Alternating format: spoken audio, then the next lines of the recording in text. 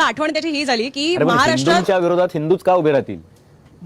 हिंदूंच्या विरोधात हिंदू का उभे राहतील? म्हणजे महाराष्ट्रामध्ये कोविड सारखी परिस्थिती होती, इथे तर काहीच नाही ना. इथे कारण काय देणार तुम्ही चोरी करायला? म्हणजे लाज वाटली पाहिजे ज्यांनी कोणी चोरी केलेली आहे. आणि आता जर तुम्ही काहीतरी दुसरं कारण सांगून त्यांना पांघरून घालण्याचा प्रयत्न करत असाल तर त्या लोकांना लाज वाटली पाहिजे. कारण की महाराष्ट्रामध्ये कोविडची परिस्थिती म्हणजे होती. संघानं म्हटलंय की हे हिंदूंना बदनाम करताय. नाही, जे कोणी पाठीशी घालतात ना हे म्हणून की तुम्हाला मग वक्फचं दिसत नाही का, ते दिसत नाही का, ते पण दिसतं. पण त्या मुद्द्यांना डोळ्यासमोर ठेवून निवडणुका होत नाहीत आपल्याकडे. ह्या मुद्द्याला डोळ्यासमोर ठेवून निवडणुका होतात. हिंदुत्वाचा मुद्दा हा निवडणुकीचा एक सगळ्यात महत्त्वाचा फॅक्टर असतो. हिंदू जननायक, हिंदू सम्राट वगैरे हे सगळे आपल्याकडे ब्रीद जी असतात ना, काय बिरुदावली ही वापरली जातात त्याच्यासाठी. आयकॉन बनण्याची धडपड सुरू असते नेत्यांची. आणि ते सगळं करत करत तुम्ही निवडणुका जिंकलेला आहात. म्हणून हा विषय जास्त आपल्याला सिरियसली घ्यावा लागतो. अर्थात वक्फमध्ये वगैरे किंवा इतरही ठिकाणी होत असेल तर तेही सिरियसली घेतलं गेलं पाहिजे. मला यायचा अशा विषयाने होतं की का राजकारण होऊ नये. महाराष्ट्रामध्ये कोविडची परिस्थिती होती, कारण होतं प्रार्थनास्थळ बंद ठेवण्याचं.